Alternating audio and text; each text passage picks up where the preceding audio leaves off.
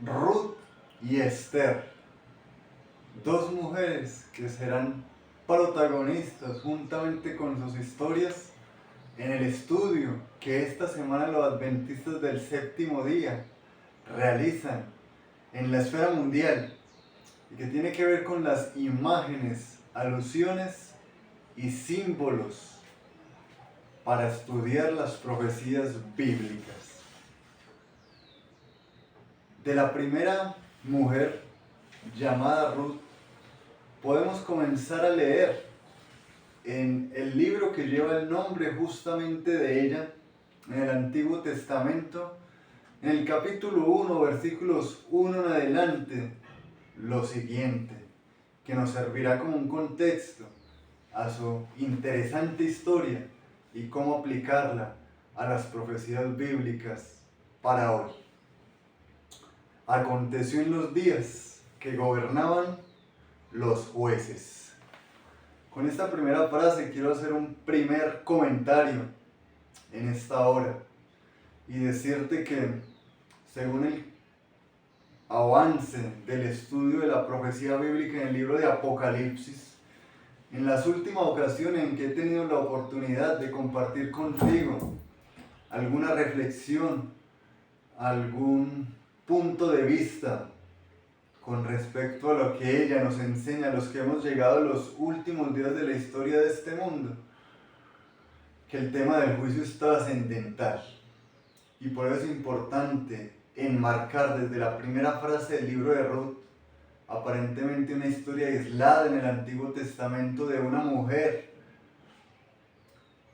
cómo se puede observar el tema del juicio, que es algo que los adventistas del séptimo día creemos se está viviendo hoy en día, en lo que se conoce como el juicio investigador, lo que está realizando Cristo en el santuario celestial que existe en el cielo, y es una obra de borramiento de pecados, y es un análisis de la vida de cada una de las personas que han aseverado creer en Él como Salvador, desde Adán hasta la actualidad, donde se investiga cada caso y donde se determina finalmente cuál es el destino de cada uno.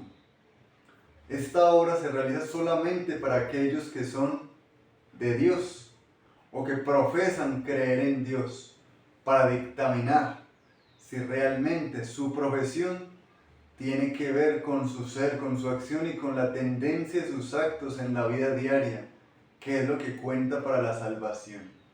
Así que en este contexto quiero que empecemos a mirar cómo esta historia sencilla, que se enmarca en un libro de solamente 4 capítulos, el libro de Ruth, podemos encontrar alusiones a este tema y tal vez a otros más que nos enseña la profecía bíblica.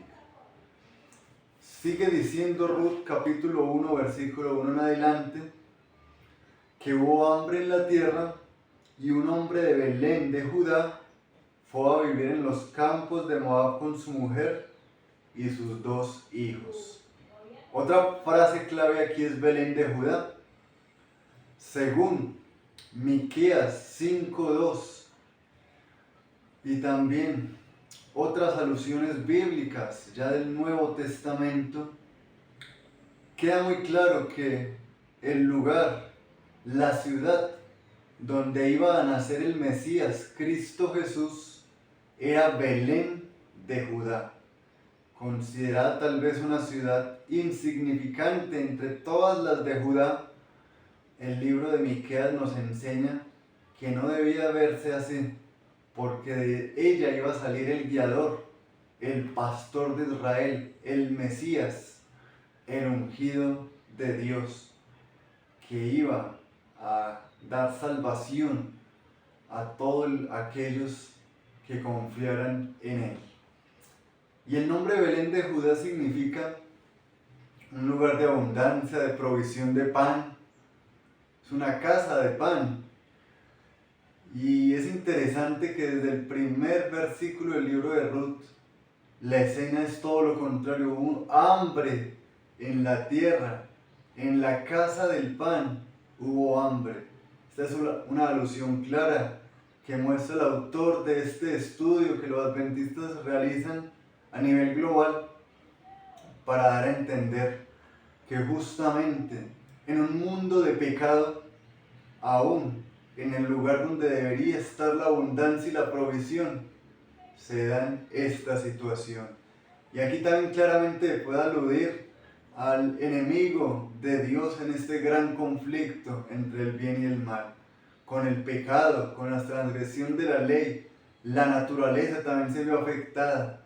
Y en lugar de provisión, abundancia que Dios había puesto desde el principio en el jardín del Edén, y en esta tierra bella, armoniosa y hermosa que creó, se puede observar de allí en adelante la maldición después del pecado y aquel momento en el cual Dios también dictamina un juicio para aquellos que habían transgredido su ley, como fueron Adán y Eva.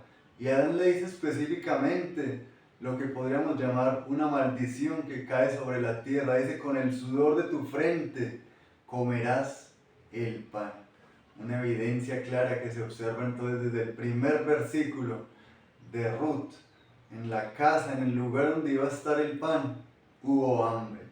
Así que el versículo es claro al decir que ellos deben salir de allí y que justo escogen como lugar de residencia los campos de Moab, una ciudad extranjera, una ciudad de personas, cultura, costumbres muy distintas a los que practicaban los de Judá o los israelitas, con otros dioses, inclusive según uno puede observar en los libros de los profetas como Isaías, y también con todo un trasfondo histórico, donde uno puede observar desde el libro de Génesis que justamente los moabitas son los descendientes de la familia de Lot, a través de una situación incestuosa, donde las hijas de Lot emborrachan a su padre, tienen relaciones sexuales con él, y de allí nacen entonces hijos que toman como nombre uno Amón y el otro justamente Moab, descendiente entonces de este pueblo. Se puede observar entonces cómo aparentemente de lo que debía ser el lugar de provisión y abundancia, se debe salir para ir a buscar refugio en un lugar que tal vez no pueda ser tan agradable por sus costumbres a lo conocido para los hijos de Dios, pero que definitivamente esta familia toma esta decisión de ir allí. ¿Qué sucede en la historia según los versículos que a continuación va a narrar este libro bíblico? Dice que aquel hombre se llamaba Elimelech, el padre de la familia que va con su mujer y sus dos hijos a esta tierra extranjera. Su mujer tiene como nombre Noemí, versículo 2 de Ruth 1, y los nombres de sus hijos Malón y Kelión, efrateos de Belén de Judá. Llegaron pues, dice la narración, a los campos de Moab y se quedaron allí.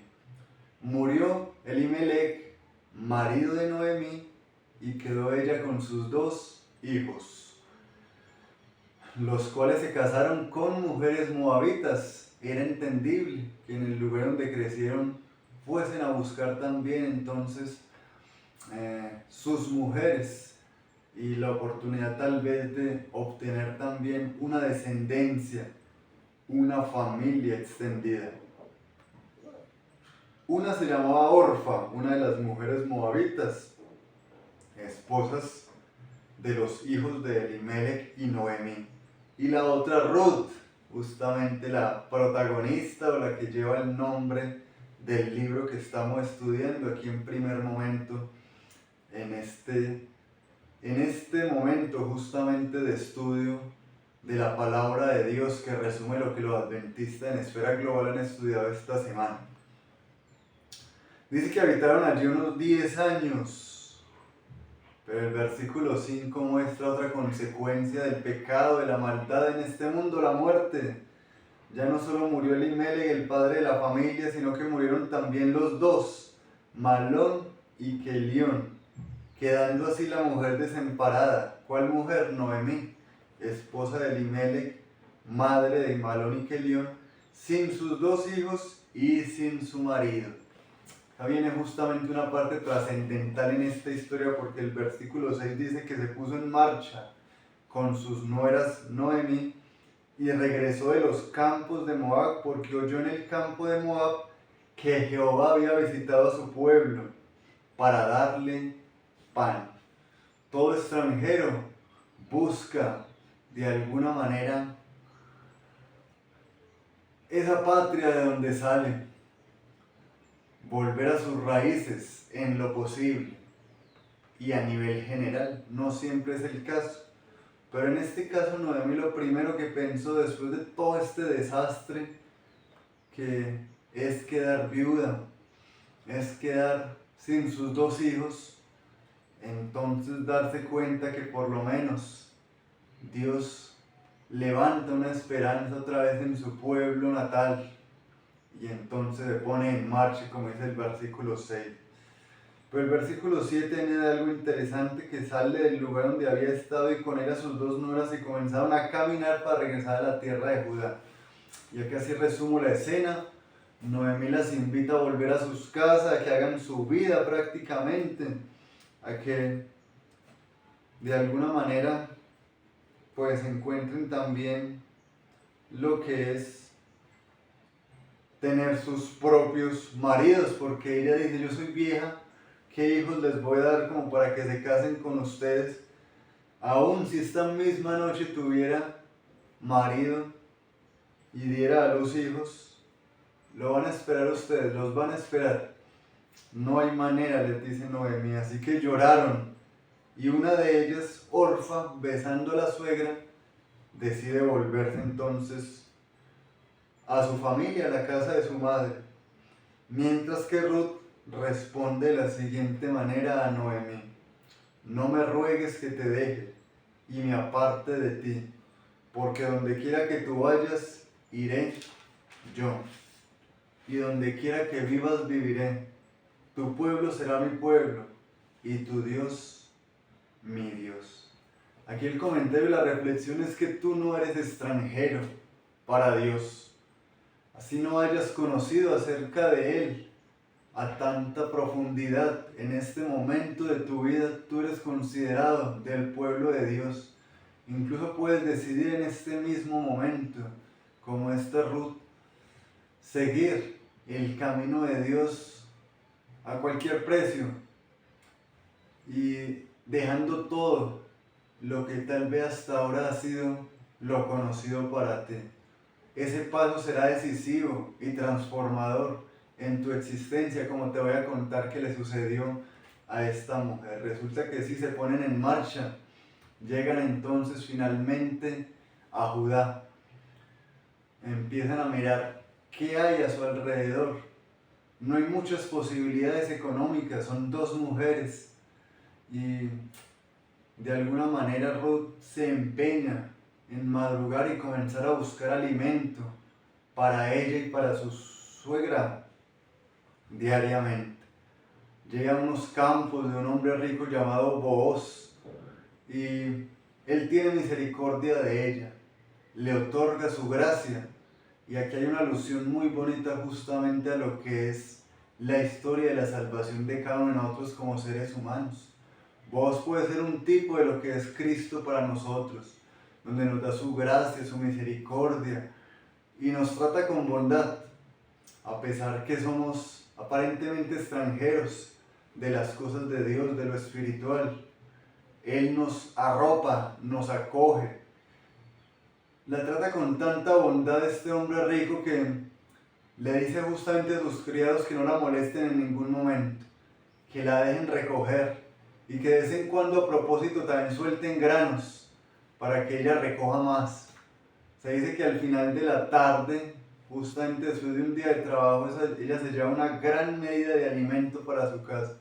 Como si fuera poco, él la invita a que moje su pan a mediodía con los demás criados, que coma con ellos y que se sienta tranquila en ese ambiente, porque no la van a molestar.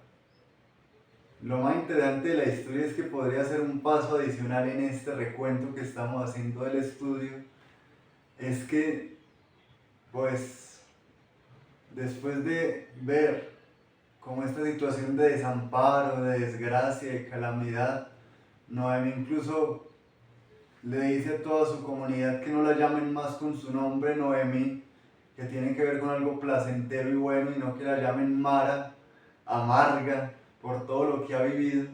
La historia les va a dar un vuelco total, porque a modo de cualquier historia de amor moderna que pueda inventar cualquier persona, vos no solamente trata con bondad a esta extranjera humilde, no solamente le ve sus virtudes, y aquí hay un punto interesante, él nunca la ve asistir tal vez a la iglesia, pero solamente con esa forma que está tratando a su suegra, trabajando en favor de ella, dejando su pueblo natal, Moab, para venirse a vivir a lo que era desconocido para ella, a adoptar las costumbres y a seguir al Dios de su suegra. Para vos, ese hombre rico, eso es como algo que le demuestra, más que esa religiosidad, le demuestra esa piedad y esa devoción que tiene esta mujer, esta muchacha. Y vos se enamora de ella, que es lo más interesante de esta historia de amor. Y esta muchacha también es audaz y arriesgada, porque cuando de alguna manera se da cuenta junto con su suegra que ese hombre rico llamado Booz, no por casualidad, porque Dios dirige todas estas tramas e historias, es de alguna forma pariente de ellos y tiene lo que llamaban en el tiempo el poder, la potestad para redimirlas, es decir, para que la herencia que ellas habían perdido por haberse ido a Moab tanto tiempo, sobre todo hablando de Noemí, su esposo Elimelech y sus 2 hijos, pues ellas lo pueden rescatar nuevamente, pero necesitan de la ayuda definitivamente de ese pariente cercano que se llamaba pariente redentor o Goel. Nuevamente una alusión aquí a lo que hace Cristo por nosotros. Cristo no solamente nos creó, cuando caímos en pecado, en la desgracia y en la muerte, y salimos de esa casa del pan para tenernos que ir a vivir a campo de extranjeros lejos de la presencia de Él, Él toma la decisión de redimirnos. Él viene a este mundo, habita como un ser humano, muere en favor de esta raza, y de esta manera, venciendo la muerte y el pecado, al resucitar nuevamente por el poder de Dios y al ascender al cielo y al realizar esa obra tan magnífica que resumí al principio de este comentario, pues se establece como aquel que es capaz de sacarnos de la desgracia por su propia voluntad. Y a vos también se le notifica la situación, pero se dan cuenta de lo que está en el medio. Y ese punto también es muy importante. Aparece entonces en la historia un personaje llamado el pariente redentor más cercano. No tiene nombre tal vez directamente en la historia, pero se lo llama así. Todos se dan cuenta que aparte de vos hay alguien más que tiene el derecho de redimir a estas mujeres desamparadas. Pero la cosa es que esta persona debe casarse con Ruth para poder redimir todas las tierras. Inicialmente ese pariente cercano acepta redimir todas esas tierras y prácticamente eso aumentaría su hacienda, pero cuando sabe que de alguna manera debe casarse también con la extranjera y saber que eso también significa tener que compartir su herencia con ella y darle nombre también a toda esa descendencia de aquellos difuntos que representaban el esposo de esta extranjera que murió en tierra de Moab. El hombre como que no le suena mucho la idea. Ya Booz tenía todo eso muy claro, así que de alguna manera reúne al pueblo a la entrada de la ciudad. En ese tiempo, en las entradas de la ciudad era donde se realizaban los momentos de juicio, nuevamente una alusión aquí en todo lo que les comenté desde el principio. Toda esta historia tiene mucho significado de imagen con la profecía bíblica y con lo que se vive hoy en día en la historia de esta humanidad. Y allí entonces se realiza la ceremonia de redención. Es otro pariente que se puede de alguna u otra forma también simbolizar y relacionar con aquel que reclama también este mundo como suyo, que es Satanás, cuando se rebela contra Dios. y cuando cree que tiene potestad sobre todo esto, inclusive al venir Cristo a esta tierra le dice, todo esto me pertenece a mí, pero yo te lo voy a dar si me adoras. Él de alguna manera ha reclamado este mundo como suyo. Ese es otro simbolismo que encuentra aquí dentro de la historia. Pero dentro de la historia finalmente Booz sí se casa con Ruth y hacen una ceremonia donde se deben quitar justamente un calzado y entonces se entrega como testimonio, como pacto de que ha redimido a estas personas y que ahora todos su nombre está unido también al de esta familia, rescatando esa herencia perdida. Vos cumple con todas las características aquí entonces de ese esposo amoroso, bondadoso, fiel, como es Cristo, con esta raza humana que de los que lo han aceptado, Él se la ha comparado como su iglesia y como la esposa de Cristo. Son simplemente símbolos que uno debería estudiar tal vez más a fondo, para evitar tal vez confusiones, pero que tienen que ver con profecía bíblica y de cómo estudiar. Y es una historia entonces que termina con un final muy feliz. Saben que históricamente justamente Ruth, al casarse con Boaz, tienen un hijo, al que le ponen como nombre Obed. Obed llegó a ser el padre de un personaje llamado Isaí. Isaí de otro muy conocido, conocido como David, el rey David. Y si uno sigue esa línea de descendencia, genealogía que se llama esto, va a encontrar que de ahí viene justamente toda una parentela de lo que llegó a ser finalmente el nacimiento de Jesús. Antecesores de Jesús fueron todos estos que he mencionado, el rey David, Isaí, Obed y claro que sí, Ruth. Un papel protagonista entonces de una mujer extranjera, pero que decidió conectarse con Dios, dejar todo por Él y entonces encontrar la felicidad, aunque aparentemente hay momentos de sufrimiento y tragedia en medio de esta historia bíblica. ¿Y por qué no pasar de una vez al libro de Esther, también en el Antiguo Testamento, para tratar de encontrar también allí algunas imágenes y alusiones a cómo estudiar la profecía bíblica y que nos puedan servir a aquellos que hemos llegado a los últimos momentos de la historia de este mundo, para saber cómo enfrentar los desafíos y las crisis que hay y que se vienen? El libro de Esther comienza justamente con un rey, su nombre Asuero, que gobierna sobre 127 provincias desde la India hasta Etiopía. Se habla de banquetes esplendorosos, se habla justamente de un momento tan fuerte ya de borrachera que en medio de algazara y la emoción se manda a llamar a una reina, la reina Basti, para que muestre su belleza ante todo el pueblo, ante todos los cortesanos. Ella se niega siquiera algo así, a acercarse en medio de esa reunión de borrachos, y el rey en su enojo, también aconsejado por sus líderes del pueblo y siervos, pues dice que la destituye. Cuando le acaba la emoción, pues se da cuenta que se ha quedado sin reina, sin esposa, y debe hacer algo. Realiza entonces, también aconsejado por sus líderes y siervos, los líderes de su corte, un concurso de belleza que incluye a todas esas provincias que he mencionado y donde se iba a buscar a las mejores jóvenes para que se prepararan durante algunos meses y se presentaran día turnos, por noche o por tarde, ante el rey por cierto y cantidad de tiempo hasta que él encontrara la que le gustara. Entre ellas entra al concurso una joven judía de nombre Adasa y que luego le pone como nombre Esther.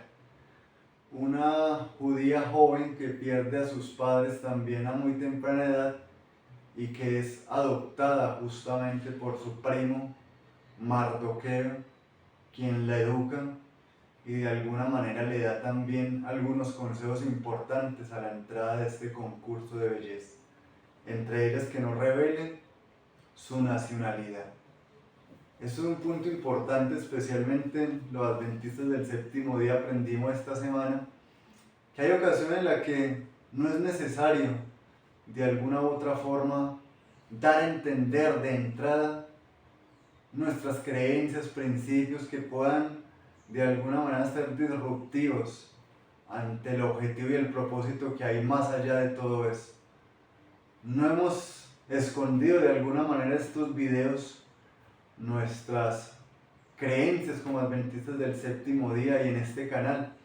Por el contrario, somos abiertos al explicar justamente que todo esto tiene un fundamento y que pertenecemos justamente a esta denominación conocida como los adventistas del séptimo día.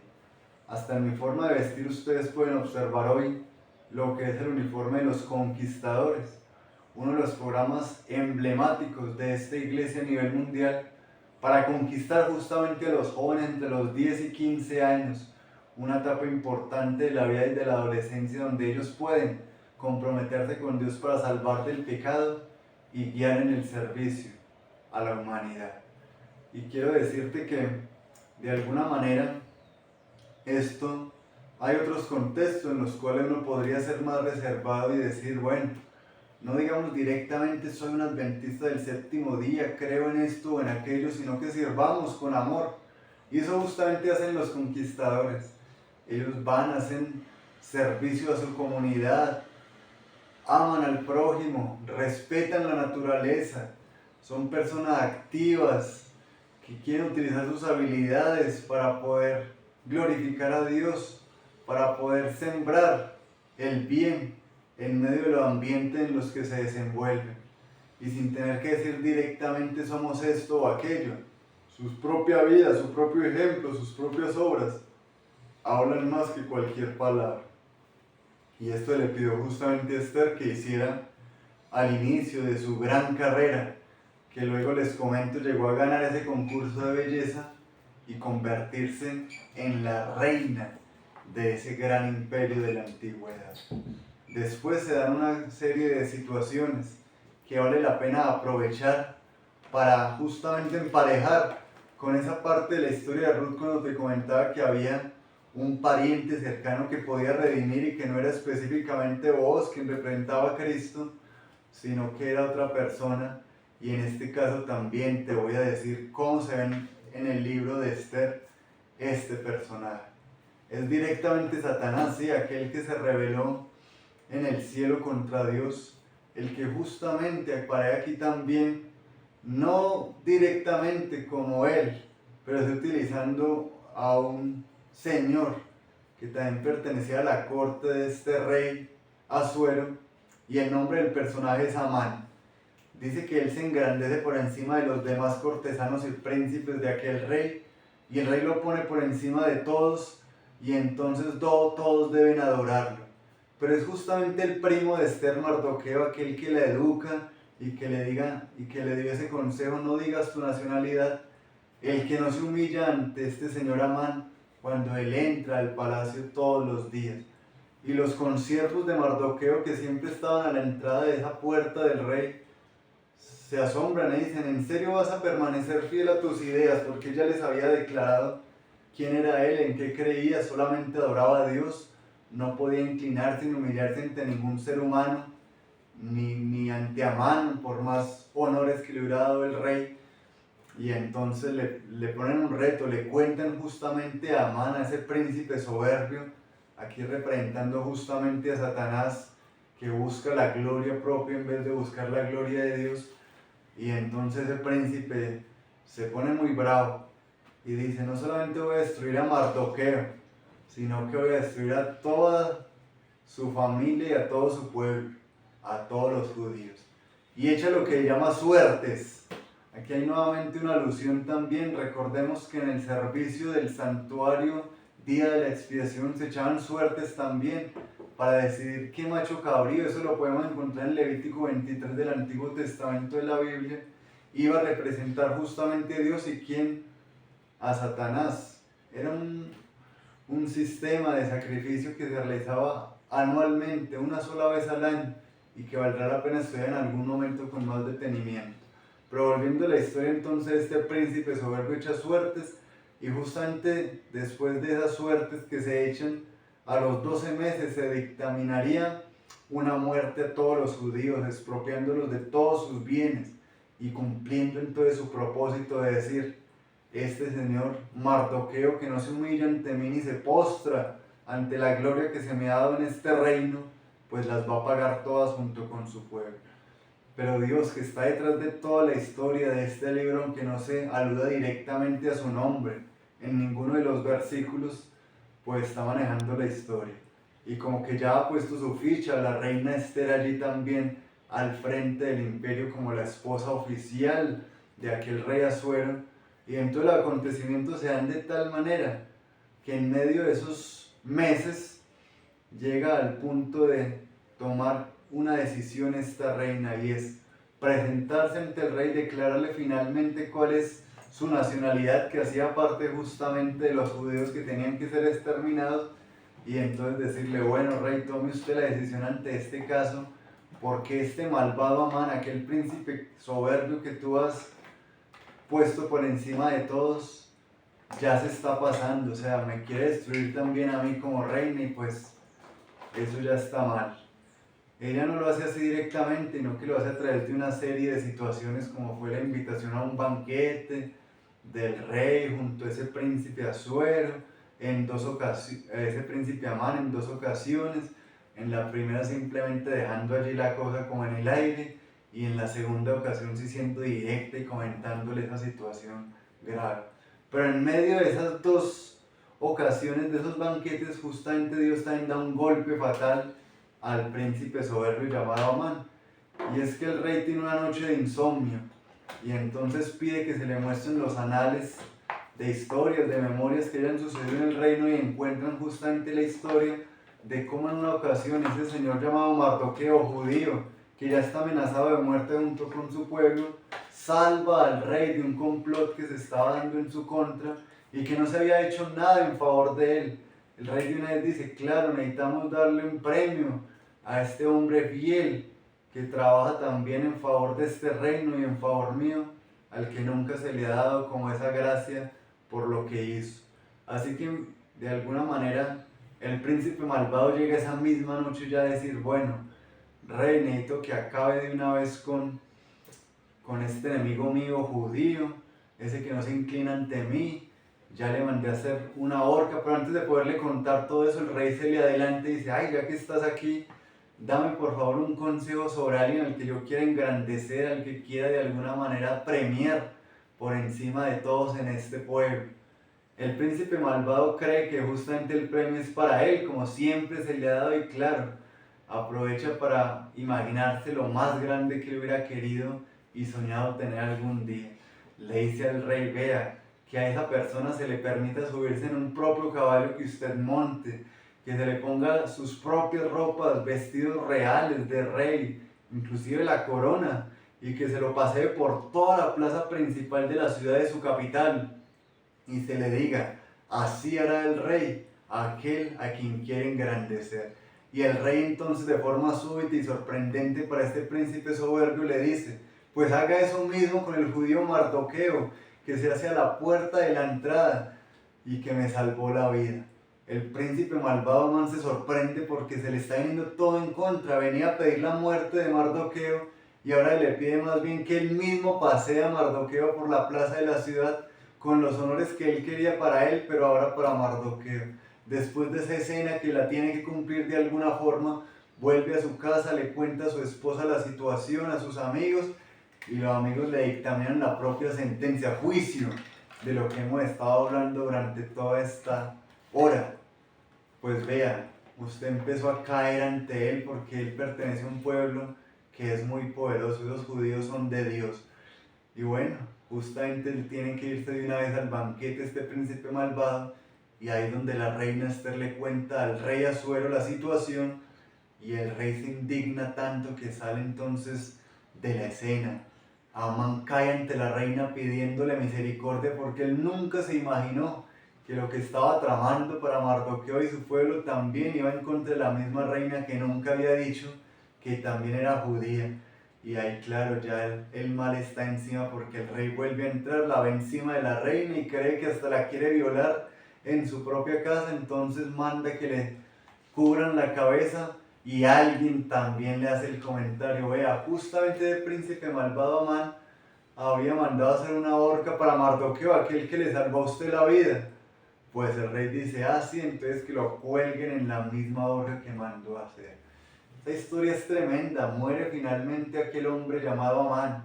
La reina es exaltada, el mismo Mardoqueo allí, siervo judío, es también exaltado, tomando prácticamente el papel protagónico en la historia, no solamente para el imperio, sino para todos los judíos que ven en él un hombre fiel, que prácticamente le salvó la vida junto con la reina, pero obviamente Dios detrás de todo esto. Y así va a ser al final de la historia. Cuando el pueblo de Dios se ve en el momento más crítico, más angustioso, Dios va a darles la salvación y las cosas se van a voltear. Los que parecían ser los poderosos que estaban angustiando al pueblo de Dios van a caer debajo de sus pies y solamente será exaltado Dios y los santos del Altísimo. Y también en esos tiempos angustiosos se manda al pueblo de Dios que sea fiel a las leyes que Él les ha dado, que no se desvíen ni a izquierda ni a derecha, porque Dios es más poderoso y Dios los puede salvar de la muerte, no solamente temporal, sino de la muerte eterna. Como siempre te invito a que te unas a ese pueblo de Dios, a que seas un vencedor y que desde hoy comience a tomar decisiones que van a resultar en tu vida eterna y en tu salvación. La historia de Ruth, la historia de Esther, dos mujeres valientes que dejaron todo lo que aparentemente era agradable y cómodo para servir a una misión especial. Y qué tal que tú y yo también hemos sido llamados en esta hora a cumplir una misión, sean hombre, mujer, para decir, ¿qué tal si para esta hora has llegado al reino de Dios? Te invito a pertenecer a Él y que no te desconectes de todos estos comentarios, reflexiones que queremos compartir contigo, porque también queremos tu bienestar. Hasta luego.